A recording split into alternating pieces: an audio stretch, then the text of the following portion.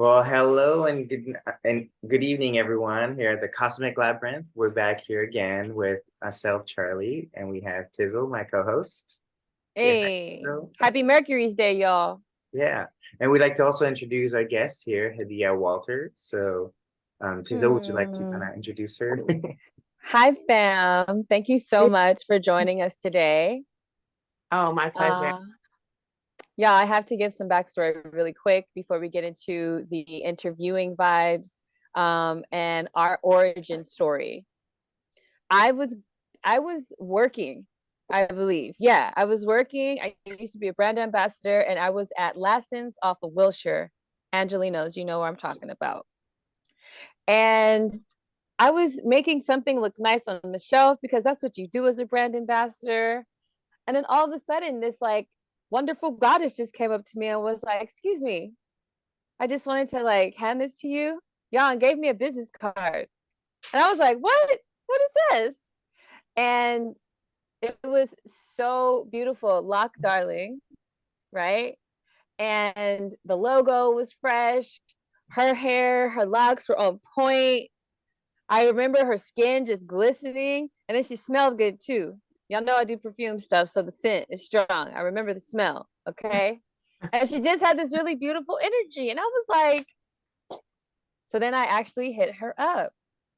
I like made the appointment, and Cosmic Labyrinth family, let me just tell you, if you are ever someone who wants to be held in a space, be seen, be heard, given the greatest advice, and nurtured, and then just the hands of an angel.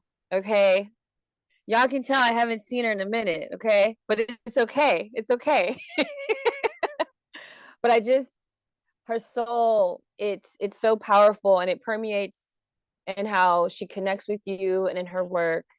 And we've just been connected ever since.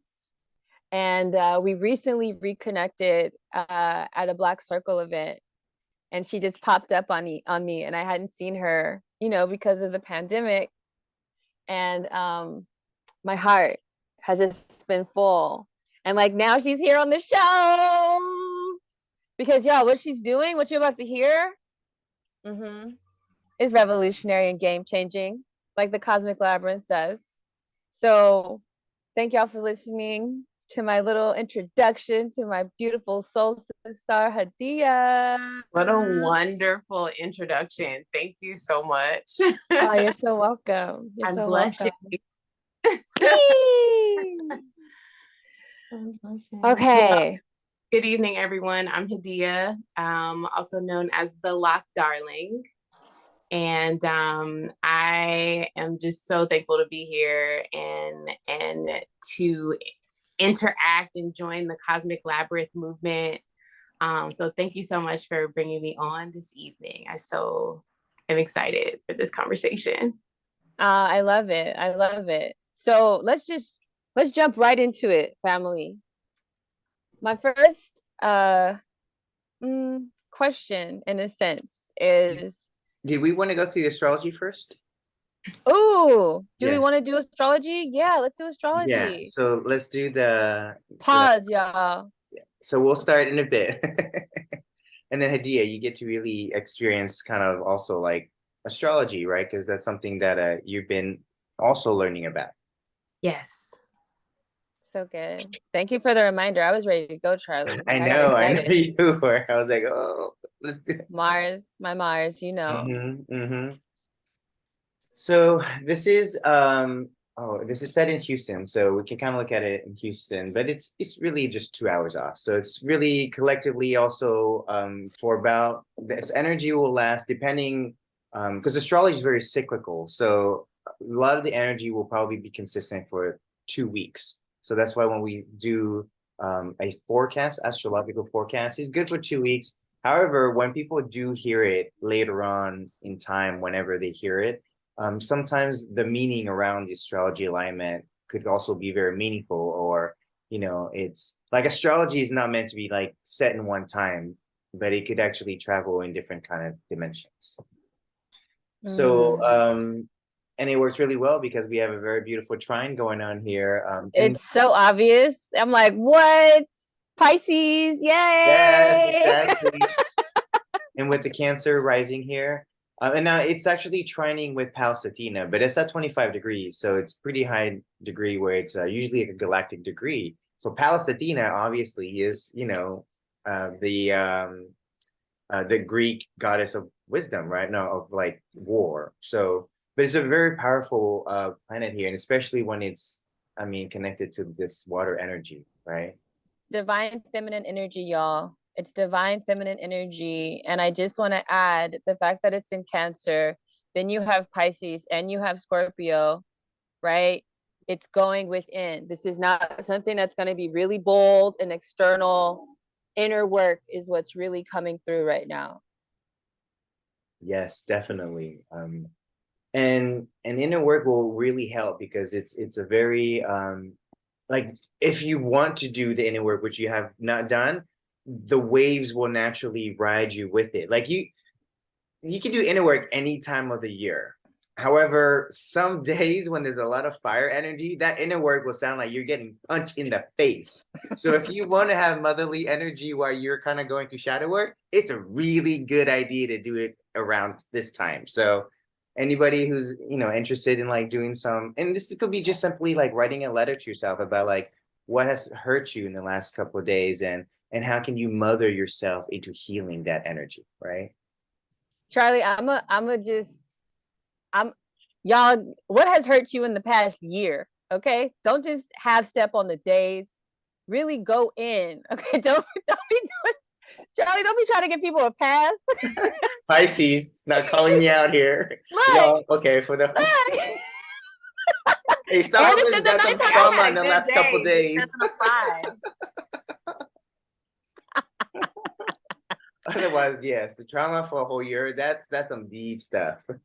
Please, y'all, be real honest with yourself because it's gonna be in your favor. I mean, at the top in the ninth house, right? We have Jupiter in Pisces, we have Neptune in Pisces, we got some exaltations going on, y'all, and it's in the ninth house. So it's about the truth. And it's Don't both the retrograding. look, look. That and what do you do in retrogrades, everyone? You review, you reflect, you remember, you revise, you do all the re's whole year. Don't Yeah. be just doing days, whole year. And what did we learn in mainstream about water? Water has memory, y'all. Mm-hmm. Water has memory. And if you are 70% and above of water, there's memory that's being held. Actually, it's funny. And in the clinic, I've actually put needles at plate, to release physical pain. And some Mm-hmm. people released emotional, like there was emotional outbursts. I was like, ooh, okay, Yep. like it's coming out and it needs to come out. So it's a good time to really kind of heal ourselves through this. That's beautiful. And the moon's in Virgo, so To get a notebook because y'all are dropping all the gems right now. It's recorded too. It's recorded. You can come back to it. You can come back. yeah, Okay. the recorded show. I mean, this is amazing, right? Like understanding what's happening is like, forecasting, right? Yeah. Um, Oh, let's see Chiron is what moved from Taurus. No, Chiron is in Aries yes, right that's now. huge. Chiron's been, was it in Taurus for a bit, right?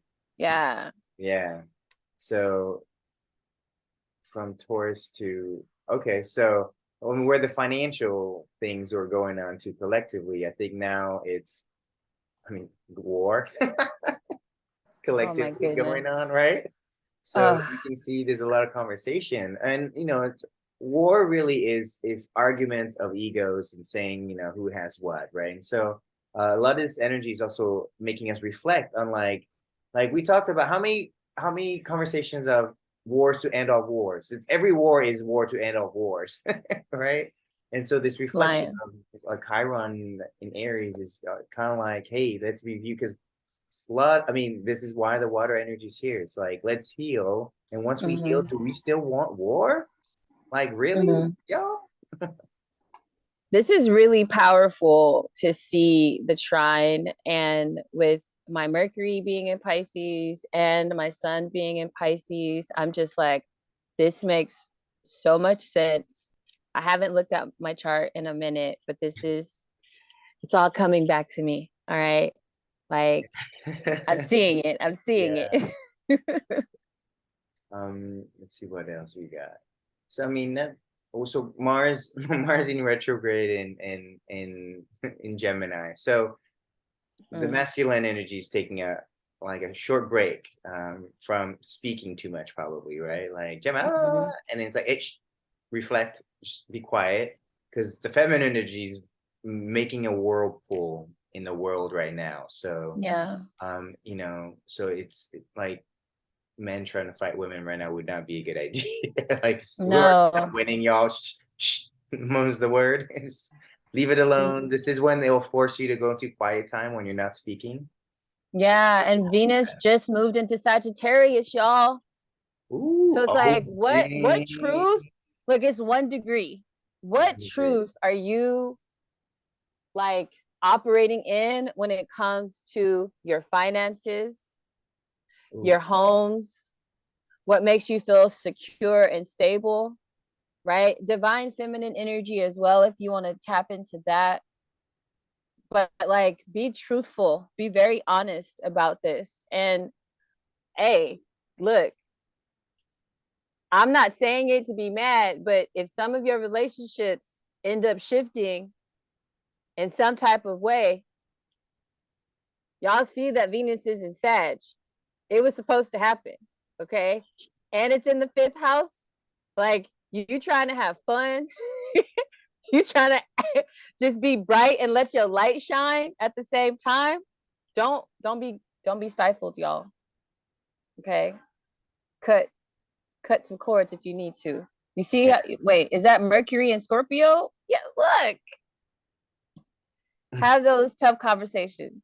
Okay, Mhm. don't be afraid to go deep. It's okay. You will be taken care of. The waters will like rock you and make it easier for you to have whatever conversation it is that you need to. And don't be afraid to talk about the things that you have kind of maybe been repressing. I don't know if that's the best word to use, but things that you haven't really been focusing on or keep putting to the side. I want to add that too. Yeah. Mm, mm, mm. What else? Any other goodies? Trying to see, there's so That's, I think the moon in Virgo is squaring Venus in Sag. mm, So that's interesting because I think so and it could be it's really interesting. This is like the atypical feminine energy of conservative liberalism, right? In mhm. a way. So and there's a reason why Sag is after Scorpio is when you've actually done the shadow work and the deep healing, you feel free because the experience that caused you pain and suffering is removed from your energetic field. So you naturally will resonate or vibrate in a higher frequency. So this power here of the Sagittarius being able to be truthful is because suddenly they're able to face themselves because you know you get truth from knowing yourself. And so when you are facing the trauma and you can let go some trauma, you start to kind of almost get another, you know, a part of yourself back, right? It's kind of like in Yeah. Harry Potter and the Horcruxes, right? When you kill Mm, someone, your soul splits. So in a way to like, you know, this is where we say karma and like those that you take away their free will, like you can have karmically take that back, you know? So in a way, now we see the feminine energy wants that freedom of, you know, dealing with the suppression, but it's also with the mother energy, like, yes, you be free, but still be a woman. Don't be a girl. And that's very important. We don't need girls here. We need women. We need men. We don't need boys and girls. We need men and women. Right. And I think that's where yep. like this energy of like, you Well know, like said. let's come together because that's how we got to do it. It's not gonna be kids playing around. Like, you know, we come. What is it? with great powers come great responsibilities. So if we say we're adults, Yes. let's be adults, everybody. Let's be adults. But I still love have That's your a fun, fact. right? Like, I mean, you can't deny Venus Sag in the fifth house. But You yeah, can't. Mother Mary energy's like, yes, but I'm still watching, so you don't cross the line. Which is Mm, really beautiful. It's a beautiful tension, right? Because you have an older generation that recognizes the pitfall of certain freedoms, and then you want the feminine energy to have that freedom to not be repressed, because when whatever that feels like, so it's very interesting. On top of this trine in that water signs, whew, right. so I'm saying, guys, just be quiet Listen. for a bit. Just yeah, go within. Listen. Don't project too much. Because that whirlpool will just come hit you in the face. This is um, facts. This is facts. it's a really Mm. interesting. I mean, it's very powerfully healing the next 2 weeks. So Capitalize on this energy, y'all. Like, take the risks. Don't be scared, mhm. right? I'm And talking to myself too. I'm not this is tripping. actually, so going back to when you said a year, it could be longer because now that I'm seeing the South Node in Scorpio Look, look. in the fourth house, it could be like family issues that need to come. Ah, and Count. look, it's an Aries degree too. It's 13. So it's the Aries Oh, degree. So damn. wait, Venus is an Aries degree. Venus in Sag is the Aries degree. And the South Node is also an Aries degree. So this is very like what do you need to do? What are you trying to rectify to clean up your past so you can really move forward like that Sag arrow, right? Like where do you really want to go? Where does your heart want to go? Ooh, fifth house. Ow, the heart. Yes. Pay attention to that. It's real. Mm. Hmm. Yeah, this is a tender chart. This is a tender chart. Yeah. Beautiful. Well, it's also great that we're gonna have we have Hadiya who's also gonna share her story, and there's a lot of themes here. It's really interesting. So I'm really excited to be able to share and interview our guest here. And Tizzle, I think you're ready to start the process. Charlie, thank you for getting me back on track because that chart was essential. Okay. Like it's a That chart was really essential. yeah. And Cosmic Labyrinth fam, let me just remind you Pisces sun, I am, and Charlie, Virgo sun. And what have we detailed about the Virgo glyph? That it's the nice M, and on the side of it is the fish, because Virgo helps keep Pisces structured and on point. We're the epitome of that balance. And I really love how we flow. Like, I love you so much, Charlie. Like, for real. You're welcome. Thank Mm, you. you're welcome. You're welcome. Okay, y'all. So, Hadiya, again, grateful to have you here. And where I was gonna go, right before like I got lost, is a lot of us in the past 2-3 years have experienced so much change, so much shifting. I would love for you to share with the Cosmic Labyrinth family the pivots and shifts that you have experienced these last couple years, because I feel like this is the trailhead. Like once we start about like talk about this and then where we'll end up going, let them know. Let them know. Yeah. What a wonderful question. Because yes, I feel like a large part of my energy right now is focused on shifting my lifestyle so that it feels more in alignment with where my heart wants to be, as you said, right? So if I rewind back to 2019, right? Pre-pandemic. I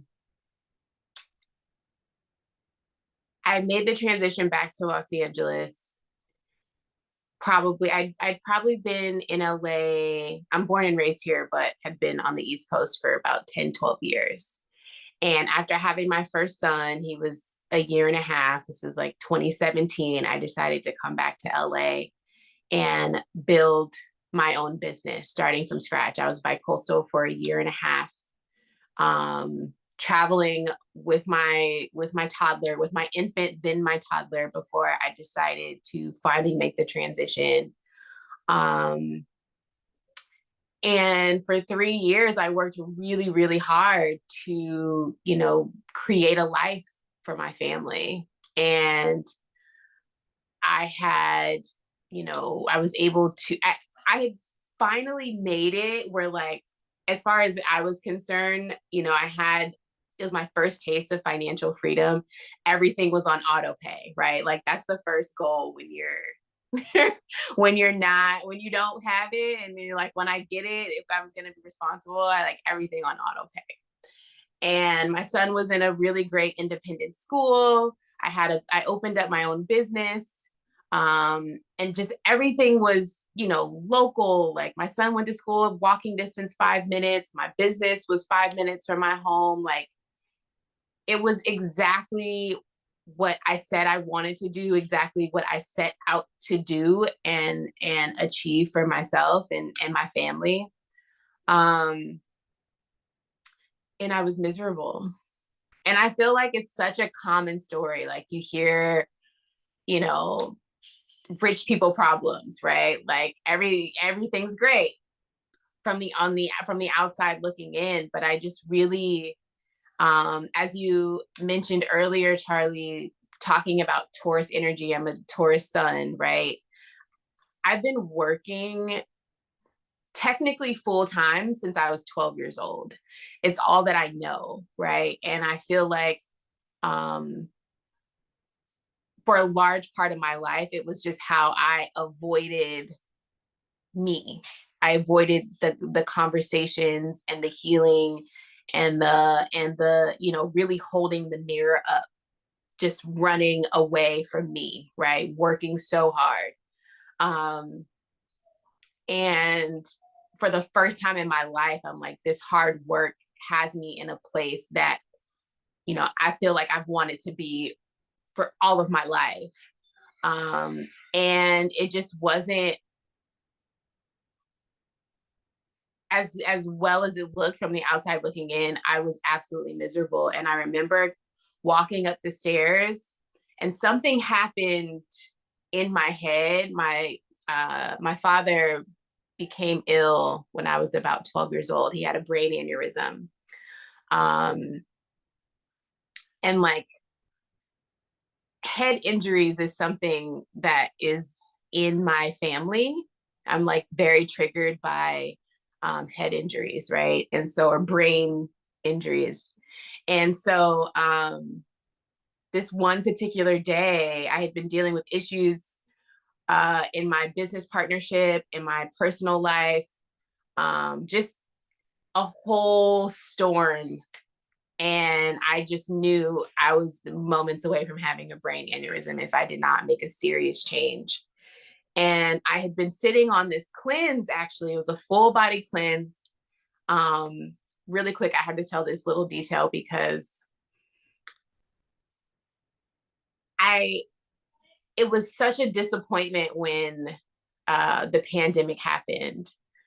And I feel like every time I make the decision to really invest in myself and like take a break and like pour into me, something major happens. So the first time was when I turned 30. I was planning on visiting the Optimum Health Institute, which is like this, retreat where you juice and cleanse and like, you spend a week just like resetting your body, right? I'm like, yes, let's press the reset button on me, right, at age 30.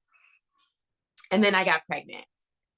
So that was out of the question, right? So then 5 years later, my life is, I'm trying to create this new life, right, with a newly formed family. And so 5 years later, I'm like, okay, 35. I signed up for the Vipassana. It's not the Vipassana. I forget what is it?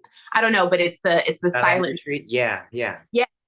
So I'm like, okay, I'm gonna do this silent meditation retreat for 10 days because I love my own company. I literally, my partner is very talkative. I have not had just silence, right? And I cherish silence. I have not had it since starting a family, right? And being partnered. Like, I just have not had an entire day. So I was like, okay, 35, I'm doing Vipassana for 10 days, and I'm going to do this full body cleanse that I've been, I ordered probably in like November. So anyways, I'm setting myself up for, to have this time for myself and like replenish me, and then everything shuts down and I have to, the retreat is canceled and all I have is this full body cleanse. And I have to say, the quarantine was the best thing that happened to me. I honestly feel like it saved my life. And because I just knew I was going to have an aneurysm if I continued on that track. Right. And so, my relationship was in a very tender place.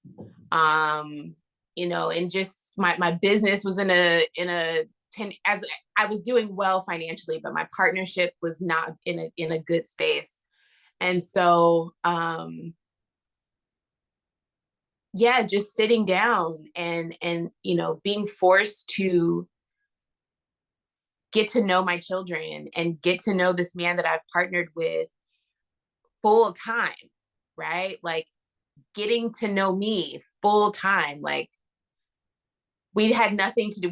It's so funny because we would go to the grocery store every day. Like we were still running errands and like doing as much as we could and it was just like, we've slowed down quite a bit, but we're busybodies, right? It took us some time to just like chill.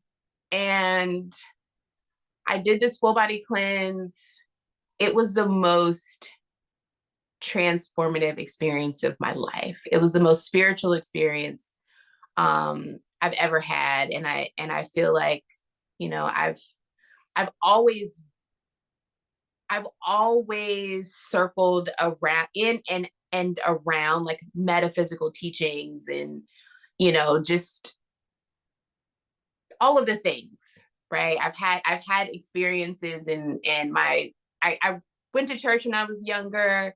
My grandmother was with the Nation of Islam. My uncles in Scientology. It's always been this mixed bag, and I'm someone who intellectualizes everything, but I'm not really someone who's easily made vulnerable, right? And like, it's hard for things to really penetrate. And so, again, because I'm always like on the run working, like don't have time, like, oh, that's cute. You know what I mean? Oh yeah, this seems cool. Like I'll show up, but like the time to stop and breathe and like allow, right? It's never been there. And so I go through this whole transformation, this whole spiritual experience where I can feel and know like a lot of the knowledge that I've received, right? And I just decided that I'll tell you, I got into the crypto markets, and between the cleansing, the spiritual experience, and then being in quarantine and making an annual salary sitting on my butt in 8 months, I was like, I'm never going back to work like in that capacity again. You know what I mean? Like it was just like I feel like I've paid my dues. I've always worked extremely hard, and I realized that there needed to be a mental shift, right? Like who said that we need to work hard for what we want, right? Like I feel like that's something that's very embedded in the Black community specifically, that we just need to like struggle and just work to no end in order to achieve our goals. And it was like, yeah, no, I'm not doing that anymore. There's a song, right, called Every Day I'm Hustling, right? Yeah, You made it fun. It's like, wait, every day we're working really hard. yeah, I can't do that anymore. And then it was, I like to kind of describe it as, because I am someone who's very rooted in truth. And so once you find out the truth about one thing, right, you pull the string and it all unravels. And so lately, like the way I've been explaining it to people, it's like, we can't say that racism is institutionalized and still engage all of these institutions exactly the same way, right? Like in some way, shape, or form, we need to be ready to have like radical conversation or make radical action towards changing or withdrawing from these institutions, whatever you choose, right? But I'm not just gonna act like it's all good and when it's not. And so I feel like the quarantine was like my last step as far as my shift in thinking was concerned, as far as like how to escape this matrix. And I was having this conversation recently with someone else about how I think locking my hair was the first step. And I didn't realize it, but the hair care in our community is $1 billion industry, right? And I started to understand the economics of it and the politics of it, and then how much money there is in keeping us like thinking that we are not enough, right? So once I withdrew from like the beauty standards of the matrix for someone that looks like me, the next step was to create a living for myself that also did not contribute to these systems. So I'm a loctician, right? I service my community specifically. And that feels really good to me, right? I feel like my work is much broader than hair, because there's a lot of conversation that happens. I feel like for us, our therapy historically has been in the salon and in the barbershops. This is where we can have, we can be vulnerable with each other and have, share, find a laugh, share our dramas, what have you. And so, and having, autonomy of my time, right, was also extremely important. And so I just kind of like built these stepping stones without being intentional about it. Like I was about certain things, and it just kind of, it came together so beautifully. And then I feel like that last step was how I engage with capitalism, essentially. And so that was the shift that sort of unraveled everything for me. After being sat down for the last 2 years, it was like, I don't want to go back in that direction. And then I had a child, and it was like, okay, well, we've already all agreed that education system is a pipeline to prison. I can't send my child there. It's like, and homeschooling is so hard. It's so hard. But what's the alternative, right? Like I'm not going to take the easy way out just because I'm used to working hard. So if I'm going to be putting in that kind of work and making that kind of commitment, it's going to be for like my future, my own seed, my own family, my own growth. And so, yeah, my family has been a huge inspiration, and it's hard, but it's so necessary. So I think I answered the question. Yes. I mean, that's where we are today. yeah. Like, what was the business that you had when you came to LA? I had a salon. Oh, Well, you did? Okay.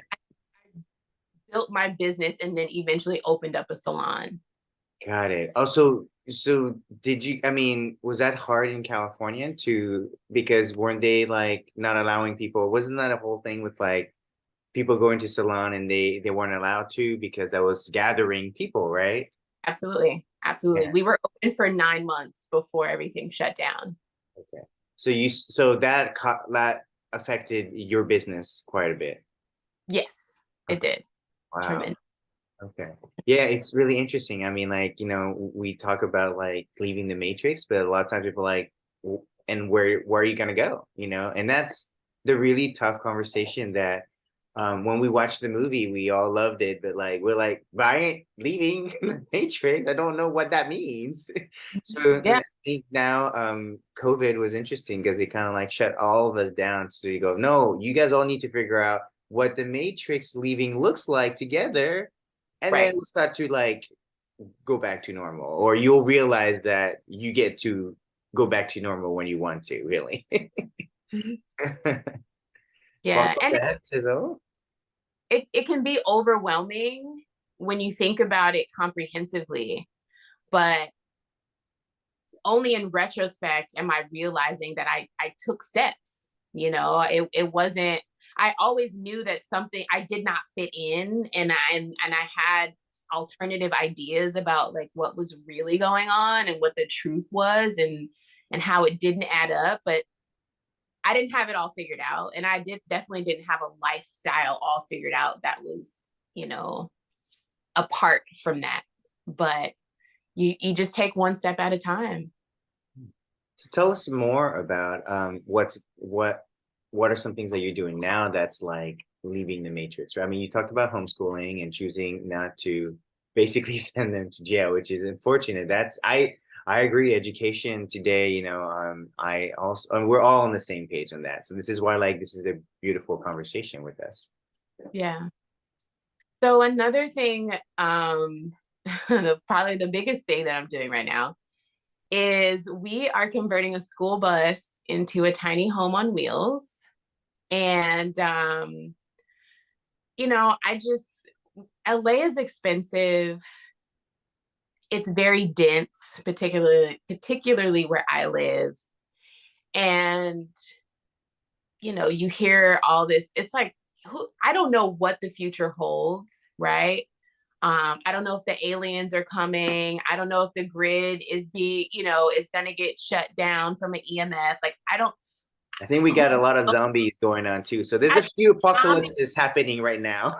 the only thing I know is that I want to be out of the way, right? Like if I don't have to, if I'm not sending my child to the local school, and I'm not going to a particular office Monday through Friday every day, I really have no reason to be in the city. And so, and I just want to be out of the way when all hell breaks loose and the major metropolitan cities implode. And it sounds kind of like, I don't know, like not far-fetched, right? But people kind of make a mockery of it. You can sort of laugh it off, but I'll tell you that we lost power in my neighborhood, right? It was probably like 4 or 5 blocks that went out of power. We had candles, we had a generator, we have a camping stove. As far as I could see, we were the only people who were prepared for something like this. Like my neighbors were literally outside because it was just too dark in their homes. Like they didn't even have candles. And it's one thing to be prepared. It's another thing to be prepared in the center of a bunch of people who are ill prepared, right? You become a target. And that was all of the test run I needed, because your neighbors are great, but it's people, if we're down for a week, right? They're going to want to borrow some light or borrow a candle or come cook and oh, you got all this food in here. You know what I mean? So that was the kind of scenario that I started to play in my head. Like, even if you are preparing yourself in your home, in your unit, right? being amongst people who do not have the same resources is a whole nother level of stress that I decided I was not built for. And so also homeschooling my child, you know, it was like, I want, if I'm reimagining what feels right to me as far as education goes, what I wish I had learned or what I know now, I want to, you guys are a beast with this astrology, right? Like you just read me so well. We should know who we're dealing with, right? Like we shouldn't have to meet someone and then invest a year or two of our lives, of our bodies, of our finances, of our whatever, to then be like, you know what, I'm tired. This is not working out. Like having just some good knowledge ahead of time or at the jump could just really be helpful in how you move in certain situations, right? Who comes into the inner circle and who kind of stays on the fringe, just really basic stuff, right? And so when it comes, and then knowing yourself, hello, like that's probably the most important, right? Knowing yourself. Foraging. I think food, after doing this cleanse and really seeing how you have no idea how dirty you are on the inside until you really clean it up. Okay. Things that you think are healthy for you, if you are not reading every single little detail, I mean, and don't get me wrong, you know, like I call myself a flexitarian, right? Like no judgment to people who are still finding their way, and I still flow in and out of dietary self-imposed restrictions. But being reaching that state of like cleanliness is next to godliness, right? The way that my dreams and my thinking and my energy felt, there's nothing like it in the world for me, like for me at least, right? I think that we all have our different ways of achieving our closeness to a higher power. But for me, food, I found this route through food. And so I want to be sure that, you know, my children and my lifestyle moving forward is very conscious about what we are consuming, and the quality of what we're consuming specifically. So foraging is going to be part of the curriculum for homeschooling. And so then when I started like putting it all together, it was like, you know what, we don't need to stay here. Our family grew. I had my second son. You know, we're living in a 2-bedroom apartment. I'm like, we need to expand. What is next? How do we, I had a pandemic baby, right? How do we, what does growth look like? What does the level up look like? And I want land. I don't just want a house. Like I want land. And so admittedly, like I'm a very major metropolitan girl. I like fashion. I like cocktails. I like city lights. I like, you know what I mean? It's pretty much all that I know.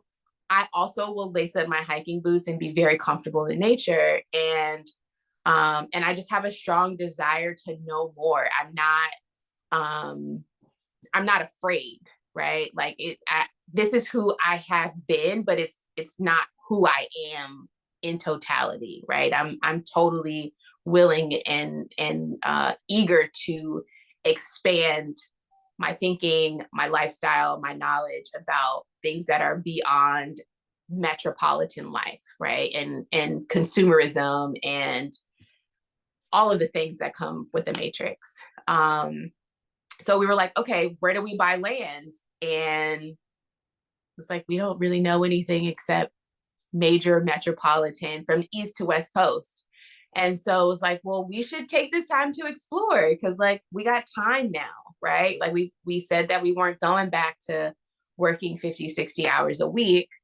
We got time to find some place to be. And I started doing a land search, and then it was like, okay, well, where are we going to live? And so I started looking up the prefab container homes, which are really gorgeous.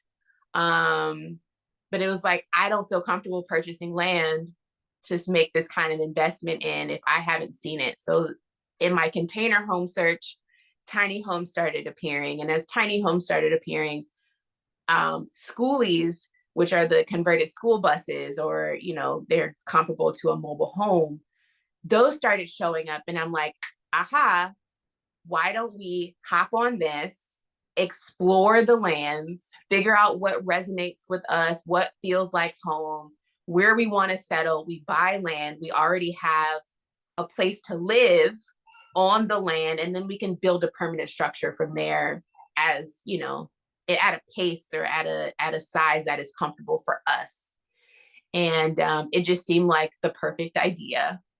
And once I have it figured out, right, like I kind of flow, as you mentioned earlier, I'm flowing through like, oh, maybe this, or how about this, or how about this? And then all of a sudden it just like all aligns, and I'm like, boom, this is it. This is why, and let's go. And so we bought a bus about a little over a year ago, and we've been converting it. It's been quite a process, but it's definitely a labor of love. And as I said, you know, this decision is very difficult. It's difficult, but it's necessary. It's worth it. I don't really see, you know, there's no other alternative, right? Like I feel like I explain this to my clients all the time who are like in between, like, oh, I want to reform the schools, or I also have this idea to like create something for myself. And I'm like, this is the only alternative.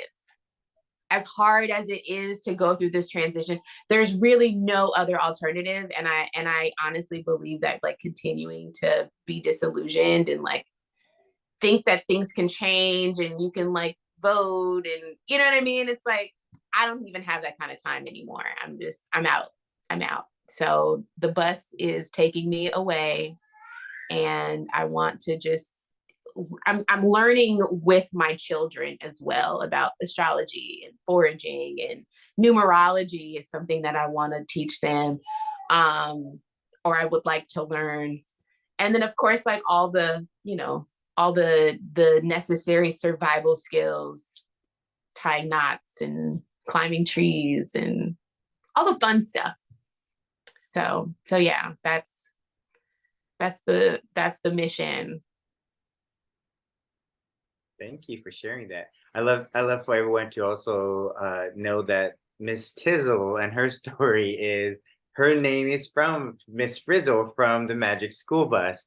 So being able to see Hadiya coming in with a bus, like, you know, and we've joked about it being like the Merkabus, right? Like, and the idea that it's gonna be a bus that we can, it'd be a moving education, and Miss Tizzle would be like, you know, a teacher that's like driving around town and, you know, teaching things. I mean, that's, to me, I love that show. That was a beautiful show, to kind of have this magical bus that can go into even like the ears and understanding the body. Like that was one of some of my favorite like magic school bus experiences.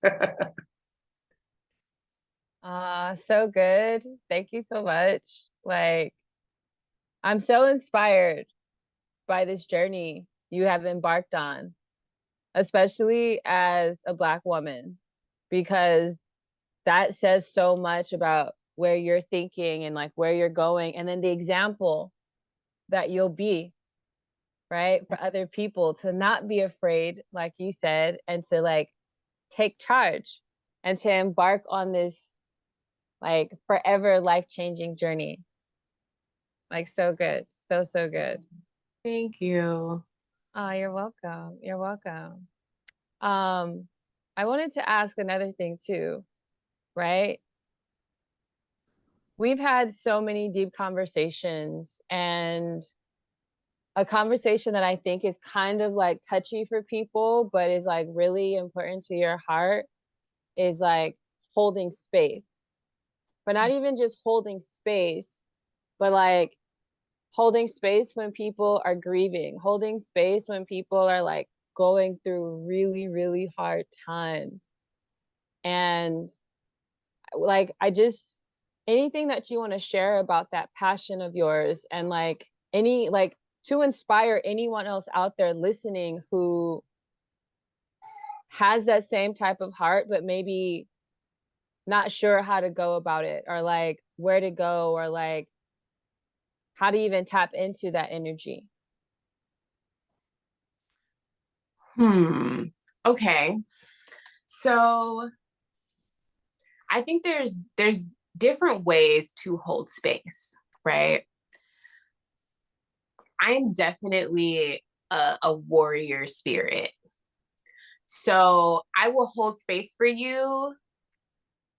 Also, you can't tell me the same story more than twice. You know what I mean? Like, I'm gonna need, because I'm not, and I know that this is not for everyone. I'm not for everyone, right? I think having a base knowledge of who you are, right, and what you have to offer, and being firm and comfortable with your offerings, and knowing that it is not for everyone.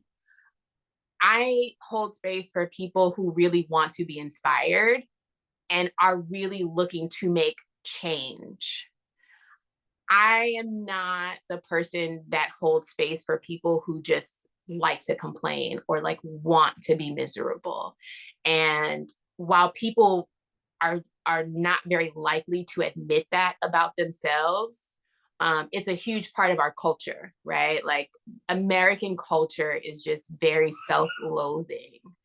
And we just as a culture do not feel empowered, right? To take care of ourselves, to seek knowledge of ourselves, to make the changes that are necessary, that are in alignment with like our thinking and like what we know at our core, right? Like, I was talking to my grandmother yesterday, who is 100 years old, and she is like sharp.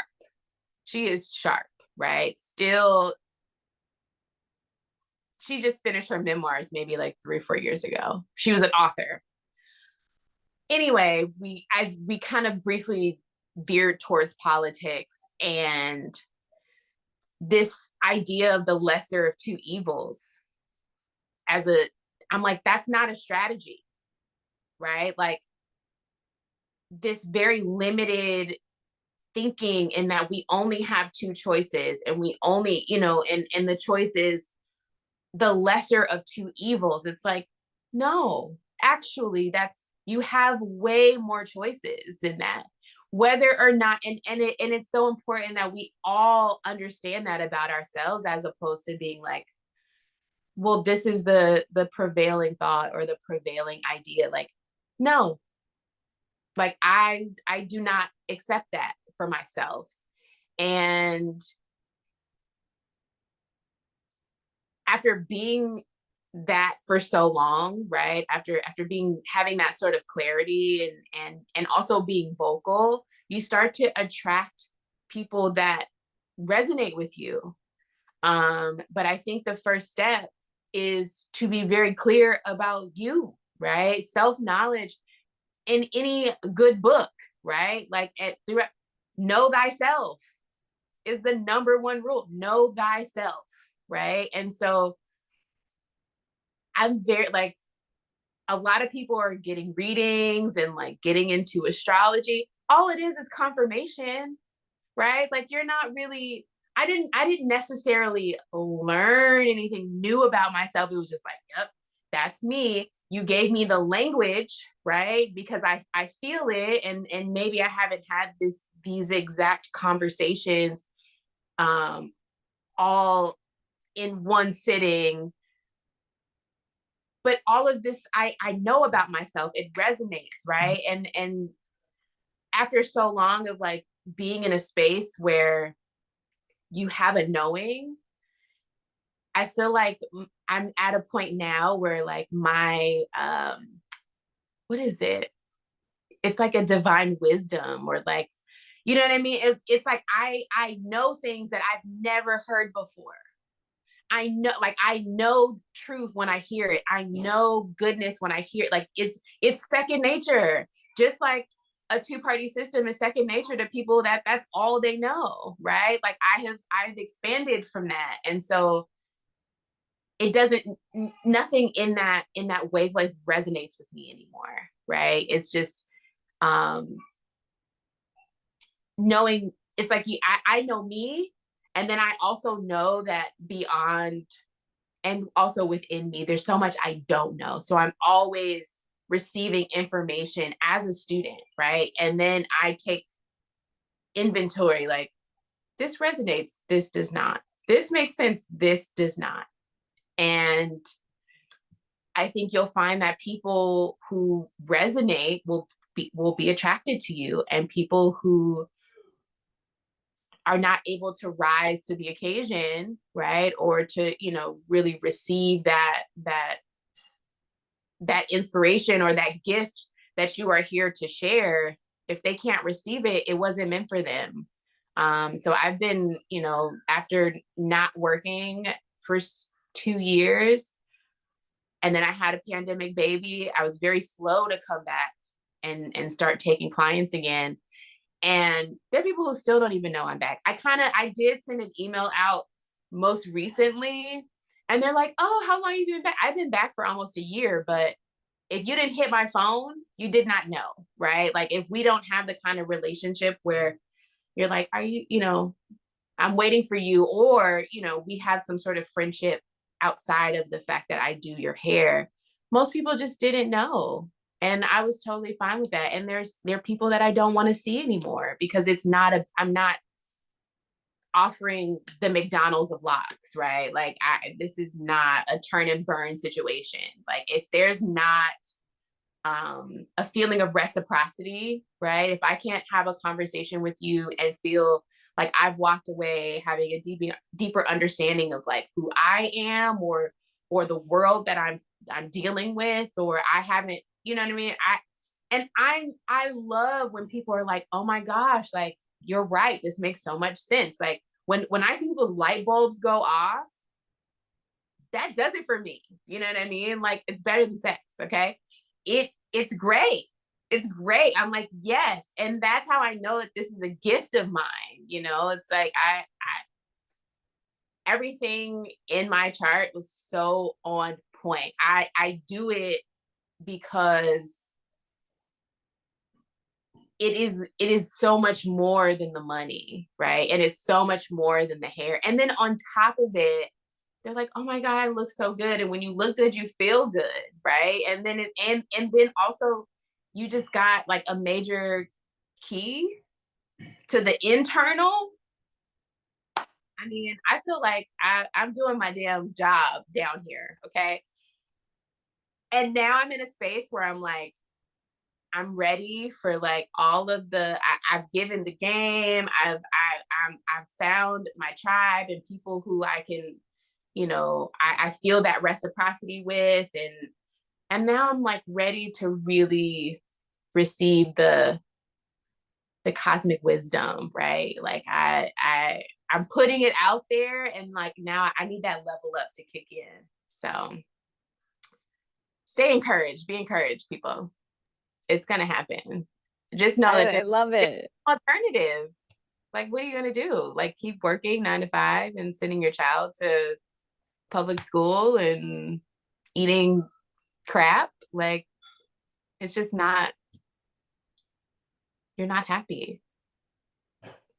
You can't be. Thank you for sharing that. I wanted you to kind of deep dive into that, because when I first met you, that was everything that we're currently doing. We talked about 2-3 years ago. Mm-hmm. Mm-hmm. Yeah. Right. And so I wanted people to just kind of hear like that evolution, and like that knowing of self, and being able to have conversations with other people to help them elevate, right? Also the reciprocity, but then how as well manifesting, y'all. Yep. we talk about, like, you see manifesting things on social media all the time, but when you actually keep in touch with people who you are being very authentic with, very true, even dreamer like, but just like, no, I'm gonna do this, I'm gonna do this. And all of a sudden, you keep in touch with that person, and then you see, like, yo, we're here. Yeah. We're doing it. We're making our way to the vision that we had so long ago. And I think that speaks to surrounding yourself with people who can help you manifest your dreams, not shoot them down or belittle or anything like that. And so I'm grateful for you sharing that, because I definitely feel like that's been a very important component of our kinship. Like, I think it's so important. So thank you. Thank you. Thank you for seeing that, for seeing me. I feel like being a futurist is really hard. It's very hard because people they don't see it, right? They don't. My whole family thinks I'm crazy. You know what I mean? Like, I had to erect very strict boundaries. Welcome right? to the team. Welcome to the team, being crazy. Yeah. We could have been the crazy labyrinth, or we decided, no, let's be the cosmic labyrinth. Yeah, people just, they can't fathom what they just haven't already seen, or like what, and it's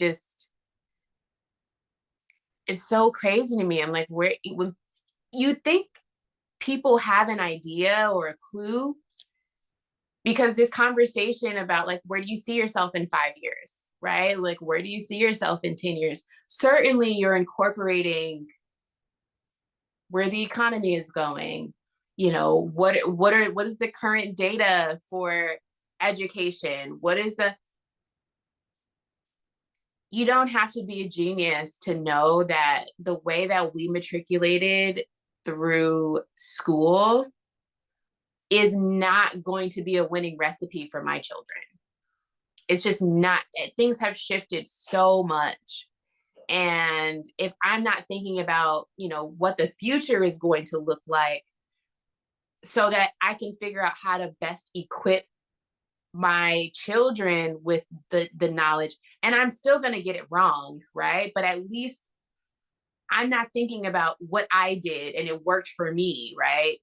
It really isn't working for a lot of us now. And so encouraging future generations to do the same thing when they're going to be in a completely different market, a completely different environment. It baffles me that people aren't, like, tweaking that model, or that, whatever that system or path looks like for the youth.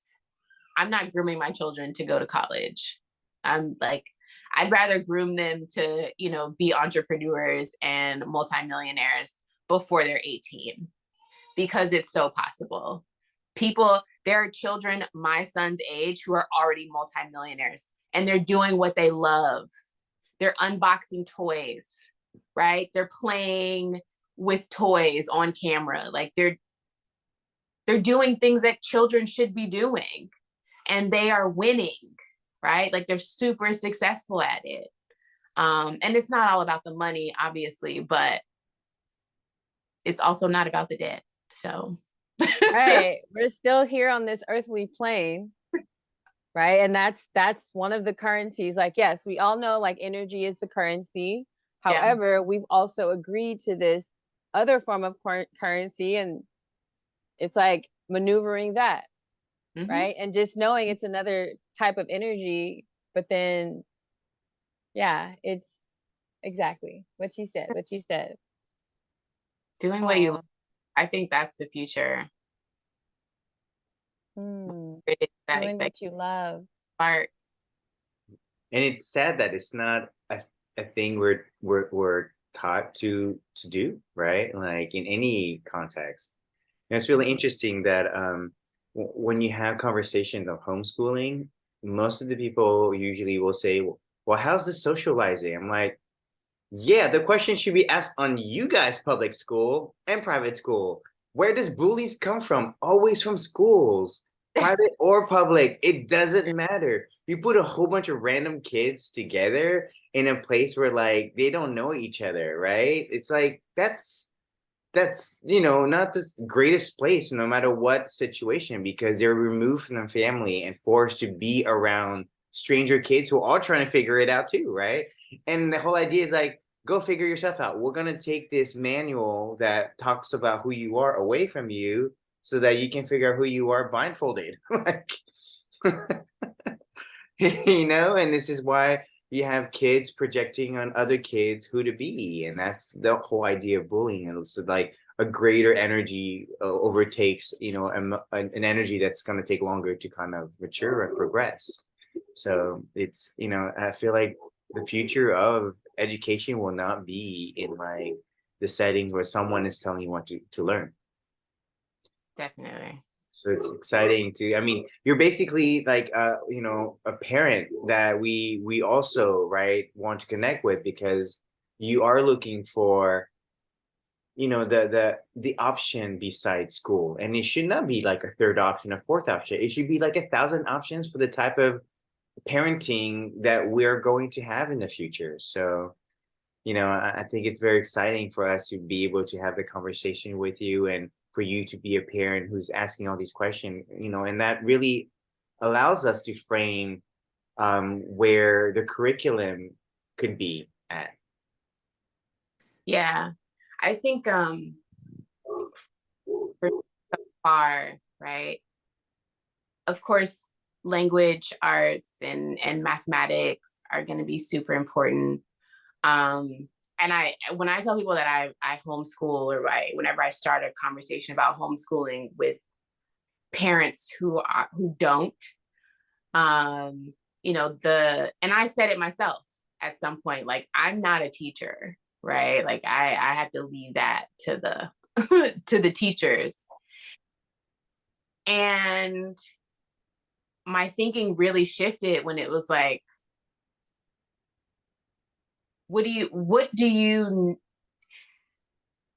how are you so confident in who you are and how educated you are, and you can't explain like 2 + 2 to a 7-year-old? You know what I mean? Like, they're not learning rocket science. Like, they're learning concepts that are just really foundational. And I think the real difficulty, or the real challenge when it comes to homeschooling, is that it's not the academics, right? It is the interpersonal relationships that you have with your children. And as we send our kids out of the home for most of the day, and we are also out of the home for most of the day, 2 hours, 3 hours at the most, are we like even able to really sit down and like connect, right? And of course, I mean, that's if you're lucky, because you're tired, you got to get dinner, you got to, get a bath. It's still robotic. It's still, it's always an objective, as opposed to taking a breath and enjoying each other, and feeling like you can move organically, right? Or speak openly about whatever it is. And so it's much broader than like our relationship, or it's much broader than being a teacher. It really is your ability to connect with other individuals, right? Because most people don't do that at work during the day, right? There's an objective. We might have to have a conversation regarding this component of the major goal, but I don't, and if you're lucky, you have your little work friend or your work wife or whatever, you know what I mean? Where you may go to lunch together 30 minutes to an hour out of the day, where you can feel a little less professional than, and then really engage with someone. But the reality is, a majority of our connections are pretty shallow. And who better than to take the time to connect with than your own child, right? I like to say your child should be your greatest masterpiece, right? Like it is a reflection of you. And that's why it's so difficult, right? Because your child just reflects to you everything that is frustrating and annoying, and it is for you to deal with.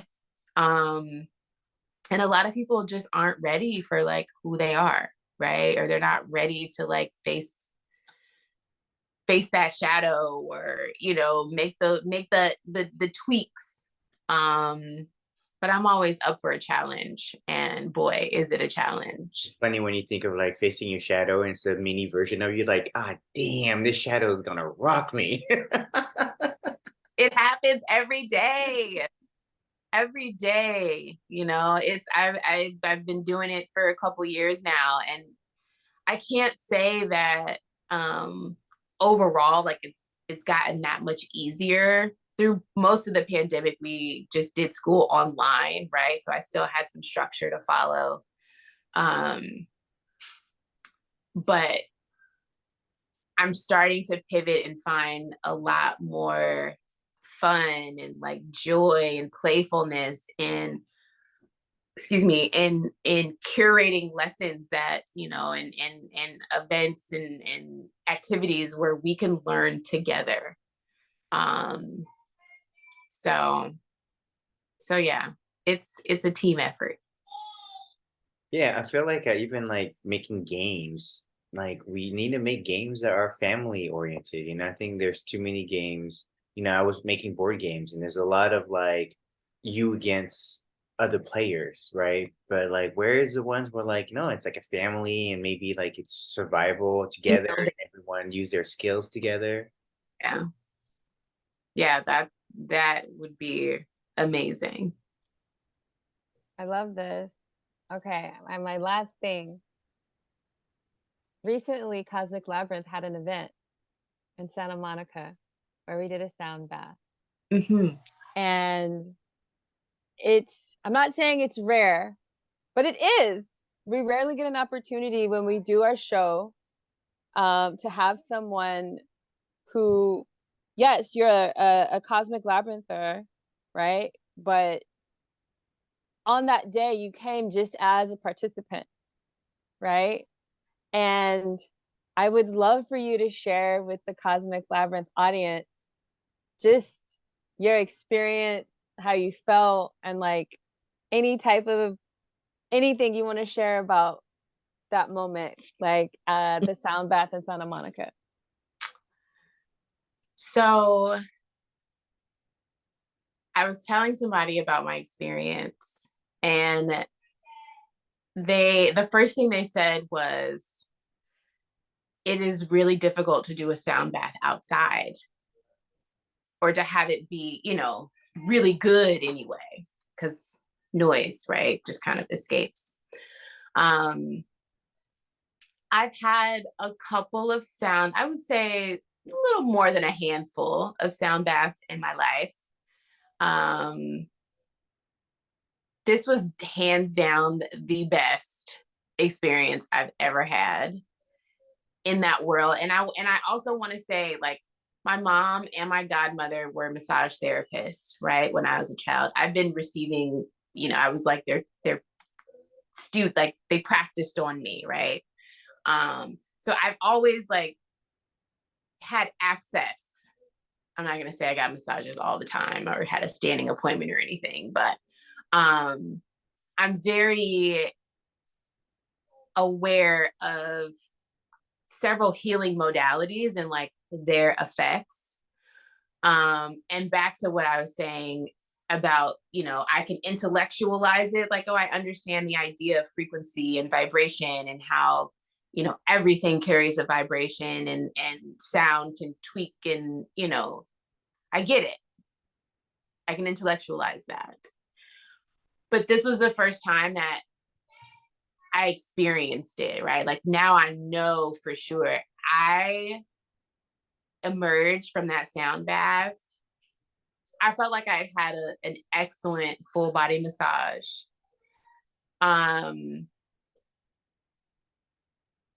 It was incredible. It was incredible. And I want to say what I loved most was like the different instruments that were in use. Usually it's just like the crystal bowls that people play. And maybe like a sitar, or like one other thing. But the sound traveling, there are moments where I felt like it was happening literally like right in, like on top of my solar plex, or like right on, like in my face. And it was just, it was just like some extra love happening at that moment. And it was great. It was absolutely wonderful. I feel like it is, I would pay for that again before I pay the person who gave me my last massage. I want that. I want that. Wow. Yeah, That's for so real. powerful. For real. Yeah.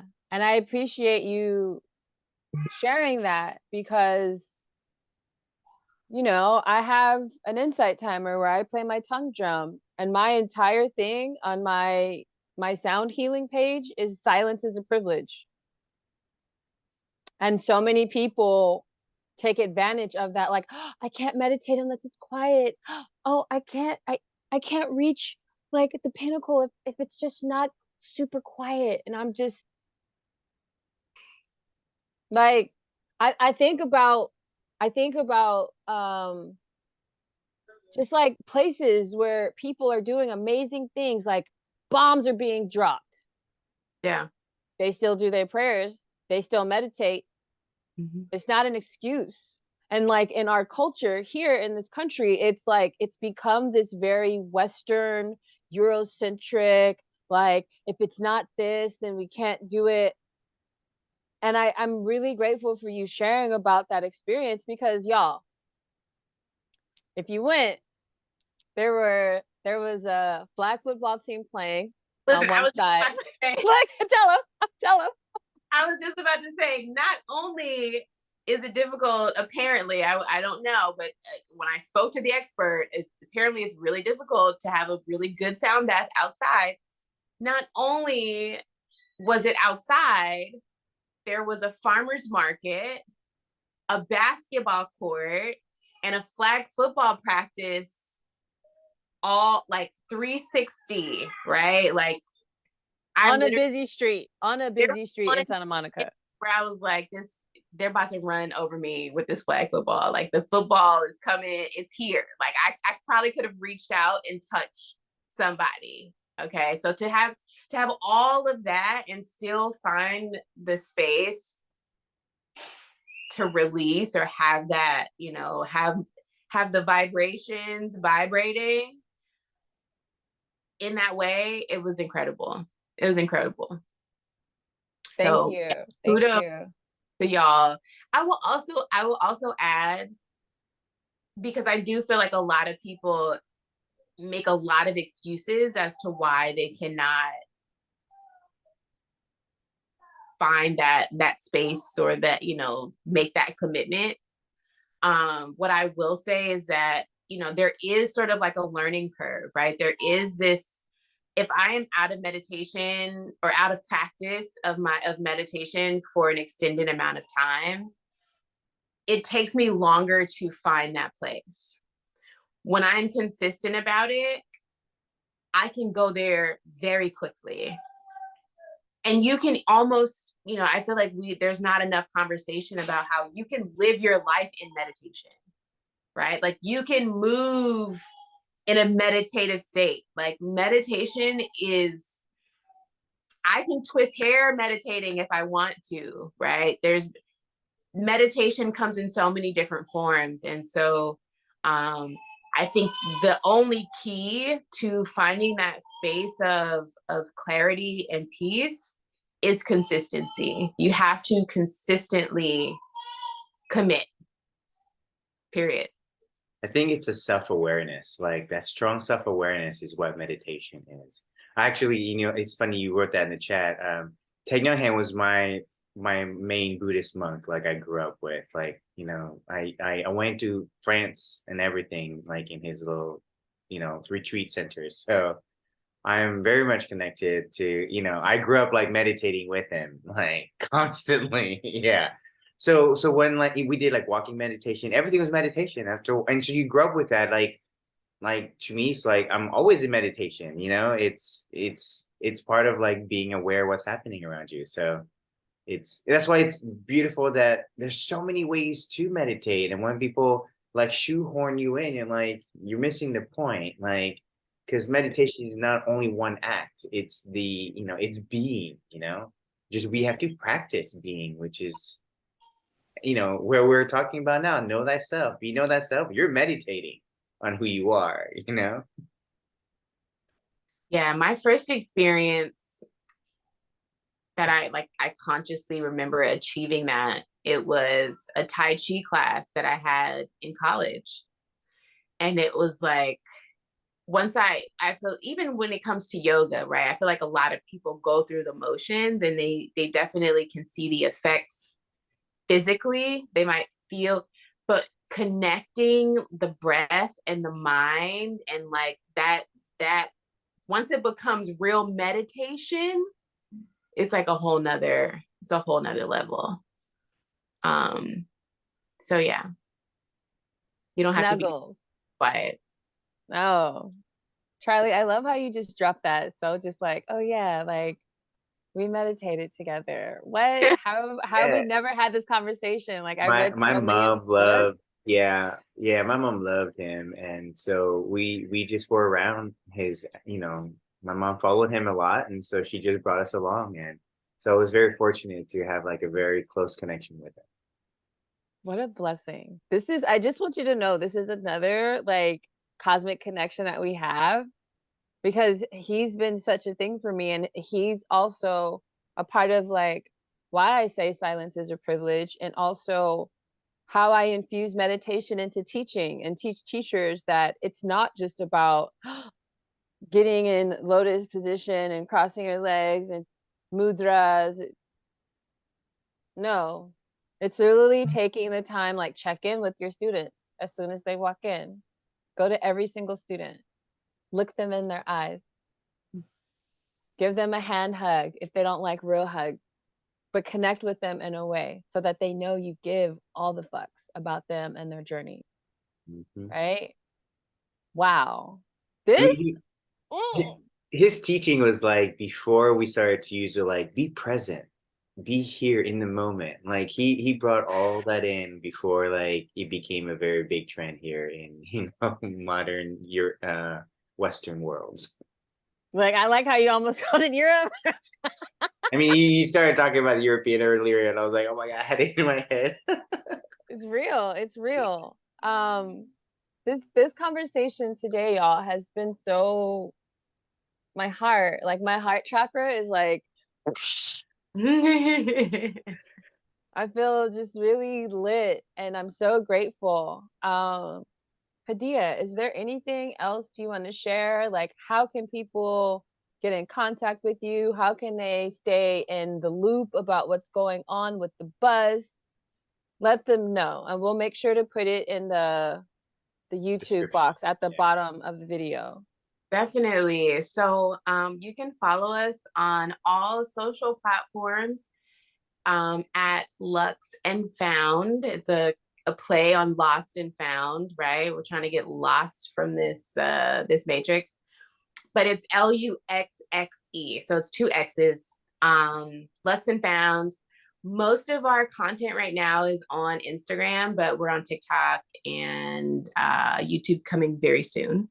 And yeah, you can follow our journey there. I am at the Lock Darling if you want to know more about me personally, but the Lux and Found page is like our family brand. We're really looking to create a lifestyle brand through Lux and Found, and really kind of almost glamorize being off grid. You know what I mean? I feel like a lot of not to like get us back deep, but a lot of conversations around like houselessness, or living in an RV, or not having a traditional home. A lot of people assume that it's not a conscious choice that people are making. And one of the things, when we went camping, we slept next to a creek where I fell asleep to real running water. And I was having a conversation with my client. Our tagline is freedom is the new luxury. Okay. So Nice. think about like how many times people tune into nature sounds and like water sounds. These videos have millions of views, right? Because people aren't actually going into nature, right? Because for whatever reason, like it's not accessible to them, right? Like that's how they feel. Apparently they have like vitamin D lamps now for people who aren't getting enough sun. They have like earthing pads. So like you can stand on a pad inside to get the effects of connecting with the earth. I don't even know how any of this makes sense. But if we don't understand that this is a problem, right? Like these ideas, the amount of desperation that we are turning to these very artificial things to mimic just going outside. It's a luxury to sleep next to running water. You know what I mean? And like the real deal, and breathe fresh air and eat real food and get lots of sun. It's a luxury. And, I hope that this approach will encourage the other folks who may not, that may not be their first line of thinking, that this lifestyle is desirable and healthy and should be more of a priority for all of us, as opposed to the alternative lifestyles that people have found themselves imprisoned by. Mm-hmm. Yeah, I feel like, we're going to be the new type of city village, right? That's going to be formed that isn't the typical urban cities that, this country is known for. Because thinking like we're going to re-network ourselves, a very Aquarius age, right? Decentralize and like find new hubs of cities where like you got to be in the know to know where the cities are like moving to. Right, like all the air signs are gonna like get together and go, well, our city is moving. So if you can't catch our wave, we're just gonna move on without you. Invite only, Only if you can send me a psychic hit, I'll be like, oh, I know where you're going. For real. Like X-Men style, we need to get back on that practice, Charlie. Yes. Yeah. We need to get back Well, on I don't know. We kind of do it all the time, right? No, we do. We do. Yeah. Yeah. That's facts. Yeah. So Not even a lie. Not even a lie. Oh my God. This was great to have you, Hadiya. It's been really great to have conversations about, really putting this together. Like, who are we doing this for? People like you. All of us are in, like, there's more of us leaving these old school city type lifestyle, but like, upgrading nature living. I think that's what it is, like nature living, whatever that looks like. So super excited, supportive in any way, and the Merkabus. Yay. Guys so much. I so appreciate and am a huge fan of the work you guys are doing, and happy to support and collab in any way, shape, or form. So sure. We will do a reboot of, Miss Tizzle's class in our own fun way. That will be really fun. I can't wait. No, that's so gonna be an episode. Yeah. Yes. You know how like the cool kids used to want to sit at the back of the bus? You know what I mean? Used to like no. I'm at the front of the bus. My kids will have to sit behind me. I can only take one. I can have one person next to me. I'm gonna be the bus. I can just see it now, like our family just like bumping along in the little cartoon. Yeah. Okay, I'm ready. Miss Tizzle comes by, swinging by, and here on the right here is what's going on here. I cannot wait. I'm so looking forward to traveling on the bus and teaching curriculums and lessons with y'all. Like, it's happening. Like Cosmic Labyrinth, like we're popping, y'all. We got Texas, Hawaii, LA, okay, San Diego. We're growing. We're pulsing. We're pulsing.